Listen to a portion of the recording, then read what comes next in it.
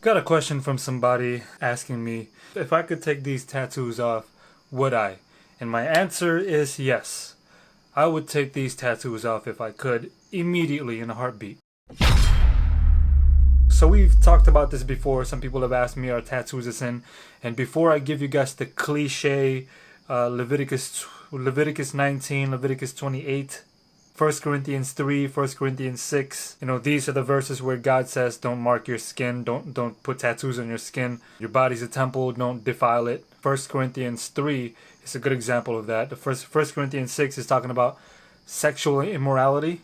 But 1 Corinthians 3 is not talking about sexual immorality. It's talking about defiling your body in general. So pretty much defiling your body. If you do a proof text on what defiles your body, you're gonna figure out food defiles your body, like pork and shrimps and all that stuff. But Jesus Christ says, go straight to the source. It's not the food that defiles your body, it's your heart that defiles your body. So if you change your heart, then of course you're not gonna eat the food that God told you not to eat, and you're not gonna do the things to your body that God told you not to do. But let's not talk about that, because people have their arguments on those verses. So let's just take a step back and see the bigger picture. But before we do all that, some of you guys have asked what these tattoos are and what do they mean. And I'm gonna show you guys really quick what they mean. It's my first tattoo, if you guys can see it. It's an ex-girlfriend, her lips, and at the bottom is a banner where it's the date that we met. First tattoo. I know you guys are probably saying, wow, you're brave for getting your first tattoo on your neck. It didn't really hurt as bad as I thought it would. But second tattoo, I forgot which one is the second. I think this was the second tattoo. I'm not sure, but this is my nickname in Filipino calligraphy, but graffiti style. And then I have this. It says Manticore, mythical creature. Manticore was a rap group of mine. I was in a two-man rap group, and we were called Manticore. Mythical creature. This right here is a sword in Japanese, katana.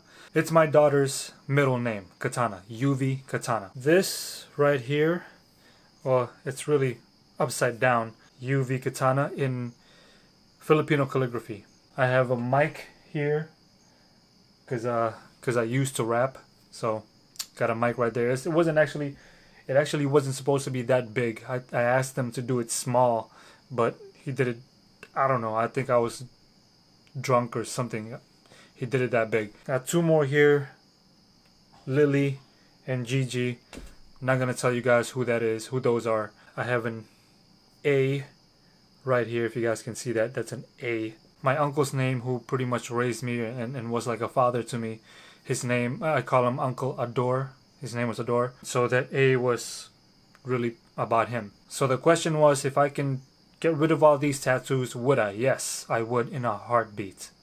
In a heartbeat. And again, we're not going to look at Leviticus. We're not going to look at 1 Corinthians 3 and 1 Corinthians 6. Some people think that those are the only proof texts that tell us that we shouldn't get tattoos. Actually, there are a lot of texts in the Bible that tell us not to get tattoos. Not specifically saying that we should not get tattoos on our skin, but if we take a step back and look at the bigger picture, let's think logically here.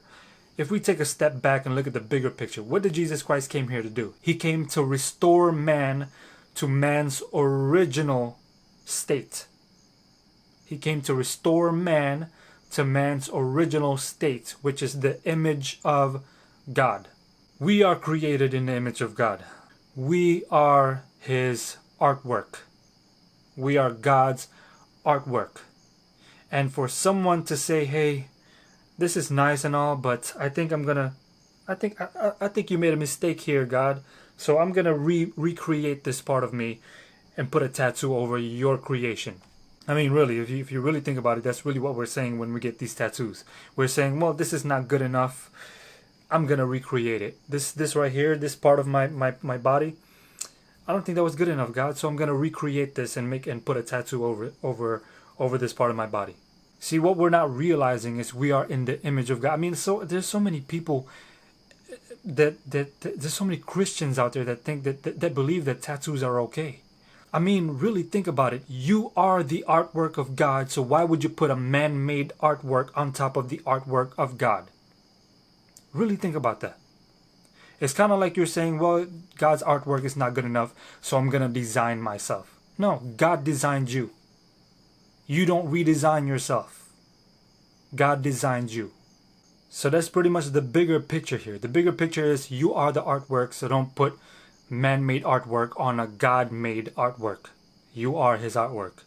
That's one. Number two, Jesus Christ came here to restore mankind to our perfect state. That's what Jesus Christ came here to do, is to restore us to perfection. Did God make man with tattoos all over him? No. When God made man, he said, he looked at everything and he said, wow, it is good. Nothing needs to be added, nothing needs to be taken out. Everything is good. And God wants to restore us into that condition. So then why are we rolling back the wheels of progress by getting tattoos? And if you really think about it, are these tattoos really necessary? No. I mean, this cost me $400. I could have used that money to advertise these videos that I do to spread the gospel out there. We could use the money for something so much more necessary than tattoos. These are not necessary. That money is not ours to begin with. So why are we spending it on pointless things? In Mark 5 and Luke 8, Jesus, I told you guys this story already. I told you guys this Bible study already, but I think it's very, very urgent that we really realize what demon possession is. Mark 5 and Luke 8, when Jesus Christ went to the, I forgot what the city was called, but he came out of a ship, or came out of a boat. He met with a man. Luke 8 said there were two demoniacs. Both accounts give us a list of signs of demon possession. And you guys can read it, Luke 8 and Mark 5. You guys can read through it if you guys want to. But the signs pretty much are, there's this guy or two guys, demon possessed. They were living in tombs, in the graves. They were shackled up. They were naked. They were crying. And they were cutting themselves. These are signs of demon possession. These guys were not in their right mind. They spent time in the tombs by the graves. Pretty much means they wanted to die. They were naked. So if you see women out there with no clothes on, up in the clubs or whatever, that's a form of demon possession. They were shackled up. They were in prison. If you think of all those criminals that do heinous crimes, demon possession. They were crying, pretty much depressed, demon possession. And they were cutting themselves, hurting themselves, self-mutilation or self-abuse. That's a form of demon possession. And I'm telling you guys, before I became a Christian, I was at least 3 of those 5. I was depressed. I was messing around with people that, that could have taken me to jail. And I was cutting myself. Tattoos. Again, like I said in the last couple videos, I think, about tattoos and stuff, demon possession doesn't always look like you're foaming at the mouth and you're floating in the air. It's not always like that. Demon possession could be something like this, something like doing something that takes you to jail, being depressed. You can rest assured that demons are attacking you. That's why you're depressed. Crying, spending time at the cemetery, or wanting to be with the dead, which is also witchcraft, and cutting yourself. Self-mutilation, self-abuse. These are forms of demon possession. It's sad that a lot of Christians don't actually see this. They don't study this fully. They think, oh, Leviticus 19 is in context. It's not really talking about tattoos that we have today. But then again, is this a command? No. Is this necessary? No. So why would we get it, right? Why are we putting man-made artwork on the artwork of God? It makes no sense. They also don't study other aspects of demon possession. That's why they don't know that these tattoos are a form of demon possession. Even if you get a tattoo that says John 3:16, if you're using that as a means to spread the gospel out there, you could say it. Jesus said the best way to spread the gospel is to let your light so shine. That is the best way to spread the gospel, is to live as if you believe in God. It's to live as if you believe that God died for you, that Jesus died for you. If you guys want to put man-made artwork on God's prized possession, which is you, go ahead. I'm not stopping you. But from what I've learned from the Bible, it's a form of demon possession. because all these artwork is really just to show off your body. And I've heard so many Christians like Jefferson Bethke and what's his name, Jefferson Bethke, whatever, and Clayton Jennings, and even some SDA guys that are that are promoting this. Oh, you wanna get a tattoo? Go ahead. It's cool. Really, subconsciously, we're thinking that God's art is not enough. It's not good enough. So I'm gonna get these tattoos and show it off. Anyway, that's just my thoughts on it. You guys don't have to believe it if you don't want to. See you guys tomorrow.